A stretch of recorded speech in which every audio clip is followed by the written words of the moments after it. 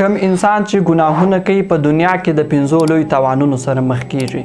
که چیرې دا 5 لوی تاوانونه تاسې وپېژندل نو باور وکئ چې هیڅ کله به بیا ګناه ونه کوئ. ګورئ لکه څنګه چې الله تعالی د ګناه په سبب باندې په آخرت کې انسان ته عذاب ورکوي، نو دغسې د ځینو ګناهونو په سبب باندې په دنیا کې انسان ته الله تعالی عذاب ورکوي. اول لوی تاوان چې ګناهګار انسان په دنیا کې ورسره مخ کیږي هغه د مصیبتو راتلل دي. هغه مصیبتونه تکلیفونه چې انسان باندې راځي هغه لامل ګناهونه دي. الله تعالی فرمای کم مصیبت او تکلیف چې تاسې ته رسیږي دا ستاسو د هغه کړنو د عمله چې تاسې کړي دي. بل ځای الله تعالی فرمای دا تکلیف مو د خپلو ځانونو د لوري څخه دی. یقینا الله تعالی په چا باندې ظلم نه کوي. د دغه آیاتو څخه دا معلومه سول چې په انسان باندې کم مشکلات، تکلیفونه او مصیبتونه چې راځي لامل ګناهونه دي. دویم لوی تاوان چې ګناهګار انسان په دنیا کې ورسره مخ کیږي هغه د ژوند تنګوالی دی. کم انسان چې ګناهونه کوي الله تعالی دا ژوند ور باندې راتنګ کي. داسې ژوند دی وي لکه د مرغۍ، لکه مرغۍ چې په قفس کې څنګه ژوند کوي د ګناهګار انسان په دنیا کې داسې ژوند وي. دا پراخه دنیا دا ور باندې راتنګي. الله تعالی فرمایي چا چې زما د نصیحت څخه مخ واړوي نو زه به ژوند ور باندې راتنګ کم او د آخرت په ورځ به ړوند راپاسوم.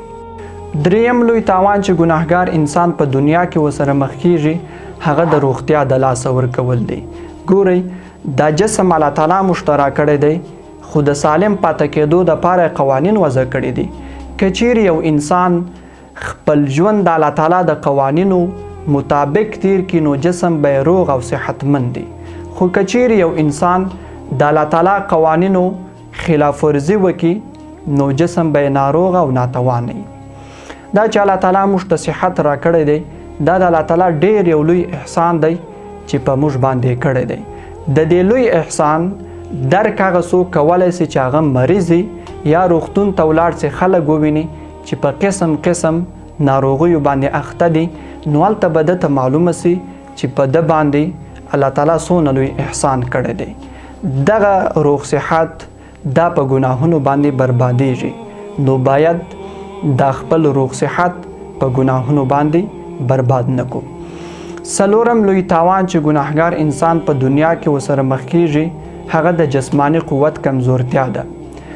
زیاتره ځوانانو د واده څخه مخکې په ډیره ګناه کولو باندې خپل جسماني قوتونه کمزوري کړي دي. د واده نه بعد دوی د دې وړ نه یې پاته چې د مقابل لوري غوښتنه پوره کړي، نو دا د دې سبب جوړ سي چې د خاوند او د میرمنې په مابین کې مشکلات پیدا سي او خبره تر طلاقه پورې ورسیږي.